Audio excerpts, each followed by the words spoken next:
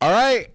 Welcome, one and all, rock and roll, to the Scorched Earth podcast for beautiful Friday, March 21st, 2025. I am your host, John.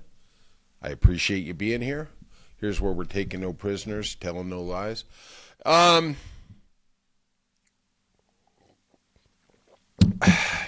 If you could, first of all, hit the subscribe and like button. It means a lot to us. I appreciate your comments. I had a really good day today. I'm lucky. I have a lot of good days, that's for sure. And I went to go see a couple movies. I went to go see Alto Nights, starring the great Robert De Niro. I think he's the greatest actor of all time, but for some reason the movie really just didn't hit with me.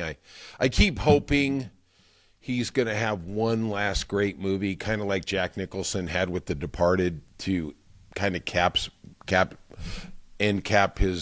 great bookend, I guess would be a better word, his great career. And it was good, but it just didn't click. And then I went to go see Snow White. Now, we have a friend of the show, just a really wonderful supporter. Her name is Crystal, and she has always been so positive in her comments. Makes me wonder about if she has a day drinking issue. No, she's always very kind. And she asked a couple of weeks ago in one of the comments to would I review Snow White? And, I'm a guy. I got that guy DNA thing going on. And musicals really aren't my cup of tea. But I thought, you know what? Yeah, why not? Let's go, right? And I can remember a couple years ago going with my mom and my girlfriend at the time, and my mom and dad and my girlfriend at the time, and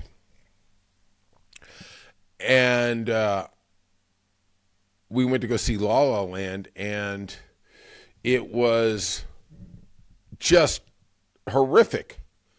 I mean, the opening scene, Ryan Gosling is singing, dancing on cars, and oh my God, I couldn't get out of there quick enough. And my mom loved it, everybody loved it. I was like, oh God, I can't do musicals. I just can't do it. Like when I took my parents to Vegas once, and I got them tickets to see Cats at the local theater. And I dropped my mom and dad off, and they go, "Are you going to go see it with us?" And I'm like, "No, just call me when you're done. I'll Uber back here and pick you up." And then last year, I went to go see Wicked, and it was just damn spectacular. It was fantastic, and the acting was great, the singing was amazing. Just all the way down the line, I thought it was the second best movie of last year. And then I thought, okay, I don't really have a lot of interest in seeing Snow White. But then Crystal asked, and I said, yeah, let me go see it. Let me go see what that is. And bloody hell, I loved it. I did. I thought it was spectacular. Now I'm starting to wonder, I like two musicals in a row. God, I hope it doesn't make me gay. I mean, do I have to turn in my Y chromosome? Does my man card get shredded up here? I mean, and right now, all I can hope for is at least I'm bi, Bear and the Cub. Oh, my God. Yikes. I'm starting to wonder. Hold on. When I start showing up, I actually almost put on a pink T-shirt today. I did, but I thought better of it. I thought, talking about Snow White is probably not going to be a good thing to do. And so I was researching for the movie, to get some back information. And, and I know all you out there are saying, John, maybe I ought to start doing some research for the show every night. Well, maybe we'll get there. I don't know. I got to put this gin in my cup. I got nothing better. And I was amazed at, now, this is a big movie. Disney spent an amazing amount of money, anywhere between $100 and $200 million to make this movie. And one thing about Disney, when they got a movie, they will just beat that dead horse. They will just remake it, and it's basically like just an annuity. It's an ATM that just keeps churning out money because, hey, how many times can you see Mustafa? How many times can you see Lion King? How many times can you see Dumbo? I don't know if there's a limit, but we're going to find out, right? I actually saw today at the theater a poster for Revenge of the Sith is coming back in May. Yeah, okay, they're going to re-show that. Hey, why not? Let's go. It's one of my favorite Star Wars. So I noticed, they put it into the ecosystem. They announced that they were going to start filming this. They were going to build it, project development, blah, blah, blah. And there was a lot of right-wing hate about them redoing Snow White. Charlie Kirk, Megyn Kelly are among the most prominent people. And the big thing that started out was they were angry because there was a Latina actress who was playing Snow White. And I guess there's a line in the movie or some associated promo with it originally that Snow White is as white as snow. And they took that as only a white actress can play Snow White. And I'm going to tell you something. I don't know much about Rachel Zegler. I didn't see her in West Side Story. The Steven Spielberg remake of the classic 1950s movie. I was straight back then, so I wasn't watching musicals. I hadn't morphed into this whatever I am now. And she's a Latina actress. To me, honestly, and I'm being sincere here, is I couldn't tell she wasn't white, but okay, she identifies as Latina. That's cool by me. She was spectacular. She sings, she acts, she's great. Gail Gadot was great. She's Israeli. I'm not sure anymore if that's white or if that's, Middle Eastern, or I don't know what it is. And honestly, like I've said before, especially with the transgender movement, I really give a rat's ass what you identify as. If it makes you happy, you can identify as a tree, a cat, an alien. I really don't care. You live your story, I'll live mine. It doesn't affect me. So they were angry about that, okay, because some white actors, we haven't had enough white actors and actresses getting major roles in movies for literally the last 100 years, okay? Really. I mean, who was the first black star? Sidney Poitier, maybe? I mean, how many black stars have we had since? Denzel Washington, amazing. But I mean, really, it's 10-1 on the male side of white actors versus a minority representation, okay? And I don't really know if that's a good thing. I don't think it is. I think we have a better cinema outlook when it is more diverse. And, I have my little brother.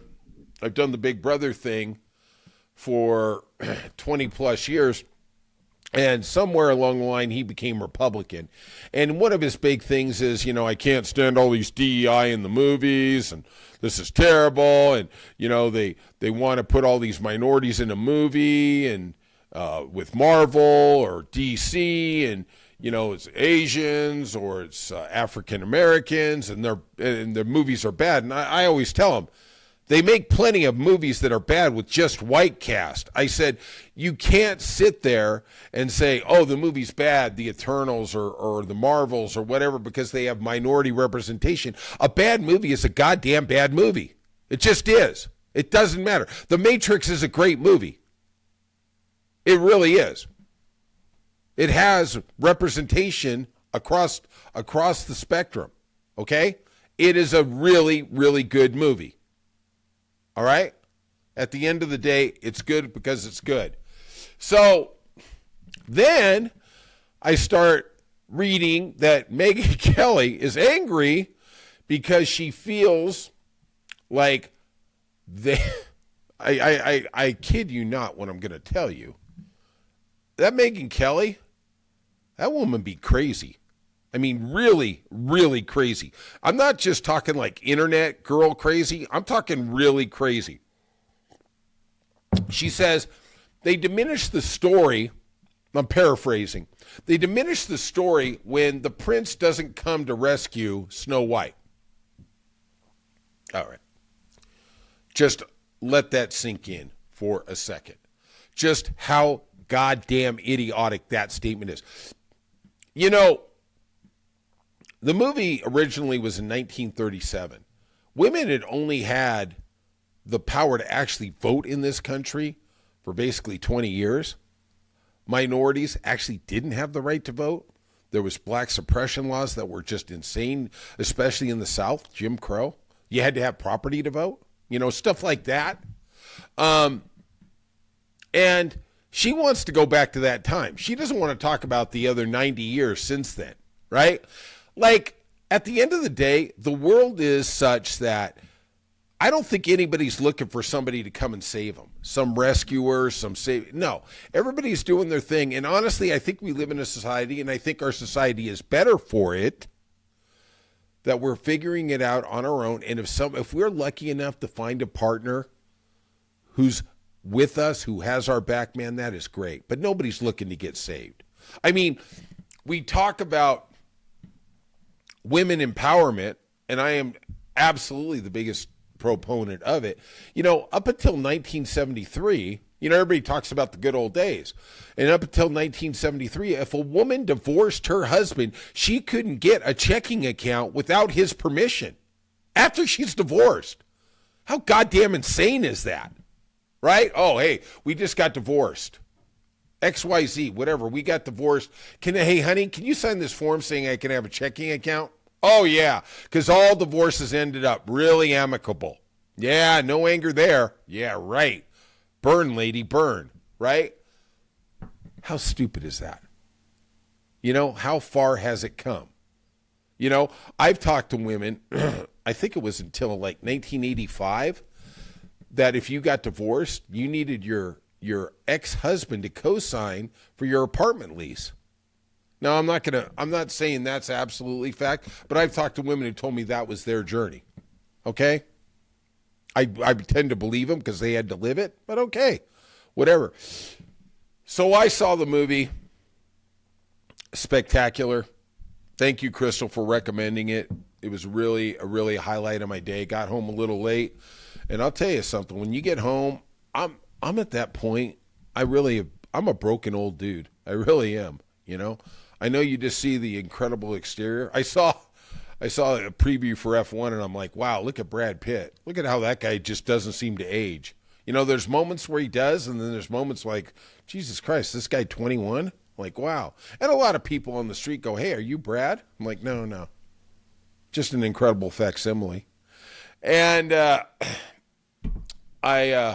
can't wait to see that F1 movie. Finally, a guy movie. Maybe it'll get me my man card back. Do you think it'll give me the Y chromosome? Probably not, John. Okay, well, there's hope. Hope and prayers, right? So I saw the movie. It was spectacular. Let's get going. Enough about my doldrums. Thank you, Crystal, for recommending the movie. I'm a better person for seeing it, seeing those spectacular actresses. I now have to take my mom to go see it next week. Tuesday is our movie day. I take my mom and dad, and my mom is absolutely going to love it. All right, we're off and running. We're taking no prisoners, telling no lies.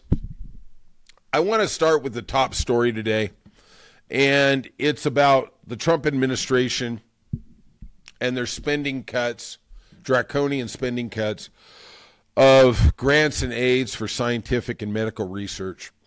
We see it, and we start to wonder what it really means. Got me animated there. Now, these cuts are going to affect medical research, especially for pediatric cancer. It just hurts me to say that. Alzheimer's, diabetes, etc., medical maladies, things that we're trying to cure. And, I wonder how many kids are going to die, how many people are going to die. You can make the argument, well, we'll eventually get the cure. And, yeah, maybe that's true, but if the cure is 15 years versus, say, getting it in 5, how many people are going to die in that 10 years? Don't tell me you don't know what you don't know, right? But it's going to be a significant number. And, it doesn't really matter till it's your niece or your grandkid or your son or your daughter or your mom or dad, right? My dad has Alzheimer's. I wish they had a cure for it because it's a devastating disease, but there's a lot of other ones. I'm lucky I still have him. He's happy. You know, I take solace in the small things. Jonathan Tayan, who's the CEO of Associated Medical Schools of New York, said there's no other revenue sources that are going to compensate for the government cuts. All right, there we go, right?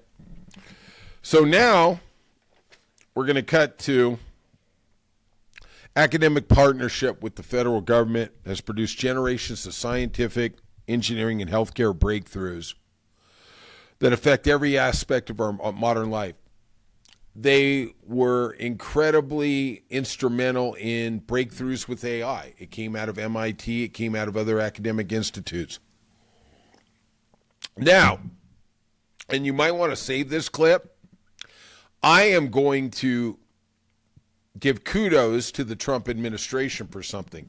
I think everything else they're doing is effed up on effed up. But Trump has said, and I don't know what the truth will be here, is that he wants to get more compensation from the private sector for money and things that come out of academia. And that's absolutely true. You know, most of Tesla's technology came from academia in terms of battery technology, different things for the EV car, and basically they were given it for free. And then they were given government grants to develop EV. That was under, Barack Obama, things like that. I think it's good, but I think Trump is right that these companies that make hundreds of billions of dollars should pay more than a substandard fee. I totally agree. Now, I don't believe in getting equity in the company because then I think it alters how the government views the playing field. Then they're biased towards people they have a financial incentive with, correct? So I will say, hopefully, Trump can get more money out of the private sector because honestly, I think the private sector, which is necessary, don't get me wrong, doesn't pay their fair share when they get innovations, breakthroughs from academia. All they do is hire the researchers later at a substandard rate and, the wheels just keep turning. They're going to terminate a lot of projects. And I'm actually getting to one that they're going to terminate that's really, really atrocious.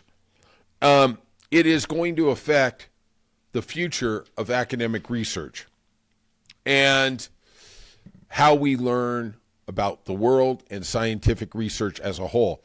So let's go back to January 13th of this year.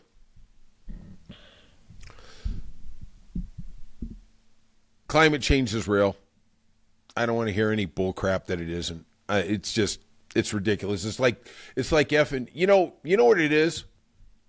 It's like telling me gravity isn't real. Gravity is just a theory. They can't actually prove it. We know it is real. We know we're not floating around like we're in the space shuttle or on the space station. We can't prove it. We have 99.9% correlation fact that it is real. We know it's real. We live it, but we can't prove it. Okay, climate change, same thing. I don't really care. You want to tell me it's not happening? You're an idiot. I don't need to even get into that conversation. Let's go argue whether water is wet. You can argue that probably more to a degree. So on January 13th, follow me here, the A84 iceberg broke away from the George VI ice shelf. Who gives them these names? I don't know. In Antarctica. And it was a staggering 510 square kilometers, roughly the size of Chicago. Okay? Hey, I guess they don't have any guns there either, right? Revealed a previously inaccessible underwater world. Scientists embarked from the Schmidt Oceanic Institute on an 8-day deep-sea survey, plunging to depths of up to 1,300 meters. Okay? They're going deep. Now, scientists previously hadn't thought any life existed under these icebergs. Yeah, but they send down this robot, this drone, this underwater drone, and they were shocked at what they found. They found huge, giant sea spiders. You know, a spider in your house is terrific. Let me tell you, horrific. Not terrific, sorry. Can you imagine seeing a spider in the ocean? Like, Jesus Christ, what's that? My God. Octopuses, ice fish, coral, sponges, including a vase-shaped sponge that might be hundreds of years old. It's literally older than my in-laws, okay?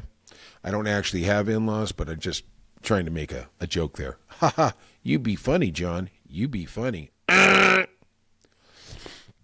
In total, the researchers believe they are going to identify dozens of new species that they never knew before.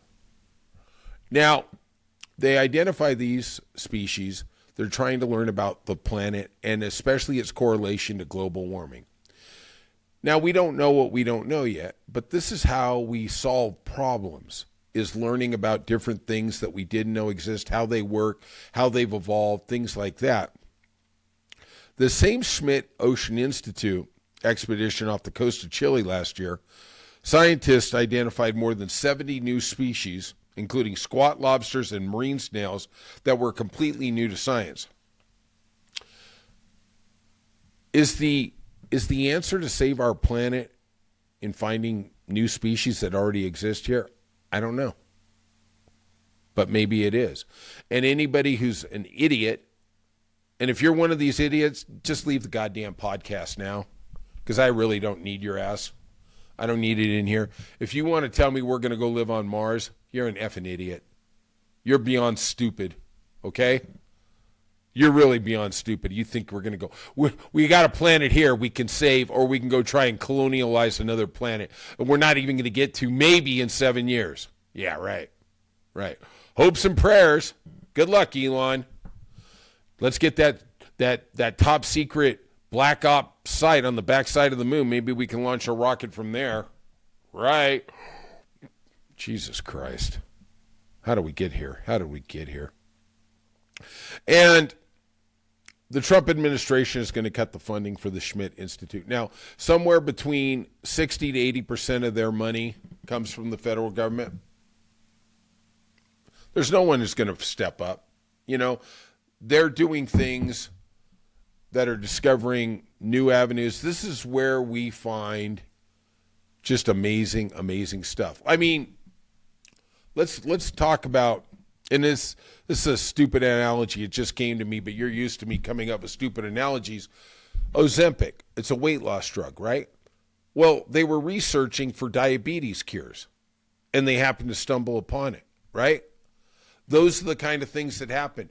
And scientists seem to, depending on which one you talk, but most scientists seem to think that the way to solve global warming is going to be by understanding how animals are evolving here on Earth as we speak, and how they're adjusting to increased temperatures in the oceans, you know, loss of habitat, things like that. You know, we cut these things, maybe it's too late. Maybe at the end, you know, when our grandkids are around, they're going to look at us and go, this planet was dying and you saw all the red flags and all you wanted to do is stuff your pockets full of money. Yeah, amen. You're right. We'll be gone. They'll just curse our names. Maybe piss on our graves. Yeah, I understand it. But I mean, really, does it really matter if Mobil makes $50 billion a year or $80 billion a year? Jesus Christ. Maybe to the shareholders, that's the only people it goddamn matters to. But if you ask me, maybe we ought to care about this goddamn planet because it's burning up. It's going away. You know?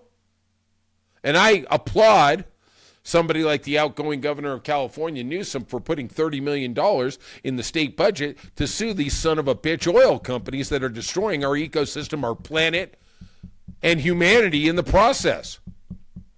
Maybe we can get that class action lawsuit going there, huh? Mobil, trying to exterminate humanity. Okay. You know, like I told you, why do you think Trump wants Greenland and Canada? Why the hell do you think he wants it? Because that's the only goddamn place we're going to be able to live in 20 years. Make no mistake about it. That's what's going down. All right. Let's talk another story here. Trump dismantling the Department of Education. and really what the impact, he seems almost giddy like a school kid who's going to destroy his toy on Christmas, and how it's going to impact low-income students in rural areas with high poverty rates and disabled students. You know, I was talking to Brother Bill. I like to call him Believer Bill now because he's always so optimistic.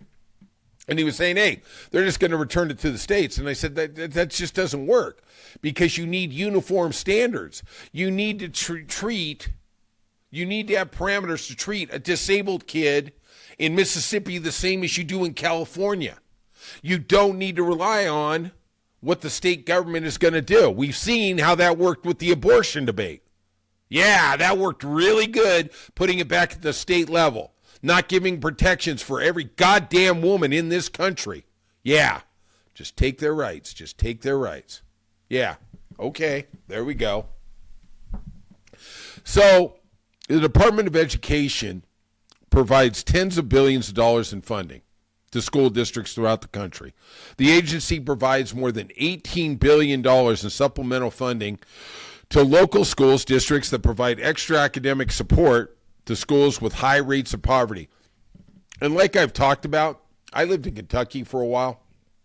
And living in Los Angeles, living in a big metropolitan area, we identify people, quote unquote, in impoverished areas like South Central LA, Inglewood, Nickerson Gardens, the projects, you know, things like that. And they are impoverished. You know, you look at people in Inglewood, which is a very difficult, it's a very tough area. They're 8 miles away from Beverly Hills. Literally one of the richest places on earth. But living in Kentucky, I went through the Appalachian Mountains, Jackson County, and let me tell you something. This is over 20 years ago. You want to talk about poverty? I met people there who were making less than $100 a month. $100 a month. They had outhouses. They didn't have indoor plumbing. I am not joking. They had wells. They were pumping water. They had a mattress in the living room. That's what they had. Okay? I remember I was working on a site in my formerly glamorous construction career, and I saw this elevator technician at a job site, and he had his van, and I sort of got it looked like an armored car. I go, what's that? And it was the first time we've seen it a little more, but they had padlocks on the outside of the driver's door, the passenger door, the sliding door, and the back door. And you put a padlock, and you literally can't open it. Good luck. And I said, what's that for? And he goes, that's what happens when I work in Jackson County in the Appalachians. I go, why? What do you mean? He goes, you leave your vehicle there? You leave your vehicle there? And they're gonna strip it to the bone. And I said, what are you talking about? And I remember this story, and I apologize especially to my brother Bill. He's so good with ocean stuff. I remember some, but I'm gonna say it's the golden tip shark. Most of the ecosystem in the ocean, the vast aquatic ecosystem, lives within 3 to 5 miles of the coast because there's coral reefs. It attracts the small fish, which brings the medium fish, which brings the big fish, right? Well, the golden tip reef shark, God, I know I'm getting that wrong, but whatever, let's move on. It literally is in the middle of the ocean, hundreds of miles from any shore. It's just cruising. The thing about it is, and one of the reasons it's literally, forget the great white shark, forget the bull shark, it is the most dangerous shark in the world. It's not big, it's not foreboding. When it sees something, it ain't asking questions. It attacks, and it just takes everything. And that is what I remember him explaining about what the Appalachian Mountains was. He said, I broke down there once, and he goes, I don't call a tow truck because I don't know who I can trust. He goes, I don't know who's following the tow truck to come get the car. He goes, I just got out of there. He goes, I ran, I got a cab, I got, whatever, Uber, whatever he got the hell out. The next morning he came with another tow truck. He said literally the truck was stripped. Because when you're living in an area where people make $100 a month, believe me, an $80 tire is a bounty. That is a bounty on a bounty. Okay? So we're talking about the funding for these schools going away. And Title I from the Department of Education grants and serves about 26 million low-income students in this country. And we do need parameters. We do need guidelines from the Department of Education for these people. And I hate voucher schools and I hate charter schools. I was talking to Bill about this the other day, and I said, they all need to feel like they have a place in our society. And we have a mutual friend, his name is Tom, and he has a beautiful son with Down syndrome, and he calls him a wonderful child of love, nothing but love. And it's so true. The kid's just smiling. He's always happy. And Tom had a chance to put his son in special education schools. And he fought, and he eventually won, to put him in a regular school with accommodations. And I said, well, Tom, why do you want to do that? Kids might pick on him and they might tease him and stuff. And he goes, you know what? My son just wants to feel like he's normal. He doesn't want to feel like he's being singled out. And I get it. And all these people who are disabled, who are low income, they just want to feel like they're part of us. They want to feel like they're part of the system. How do you build a society? You build it by treating the least among you as equals. That's what you do. And I wish our country did a little more of it, and I really wish this Trump administration did too. I was going to get to the Kim Kardashian. You know what? I'm going to run through this real quick. Stupid Kim Kardashian. Look how far you've come since the porno video with Ray J. She is a cultural icon. I can't understand it. I really don't even like to waste breath on her. But it seems like she has an ad campaign next to Tesla trucks and a Tesla robot. Boy, that lady really understands it. I never thought I'd say this, but, I feel bad for her ex-husband. Jeez. Yee? I think he was lucky to get away from her. We all thought she was lucky to get away from him. But, man, God bless you. You did it. You did it, brother. You got away from that toxic broad. All right. Don't be sad. Thank you for being here with me today. It's been a struggle today, that's for sure. But knowing you're there means a lot to me. Please, if you could, hit the like and subscribe button. Leave some comments. Don't be sad because it's ending. Be happy because we're in this together, and we are going to win. I love you. I need you. Love one another, and go out and have a beautiful Friday and have a good weekend. All right. I'll see you soon.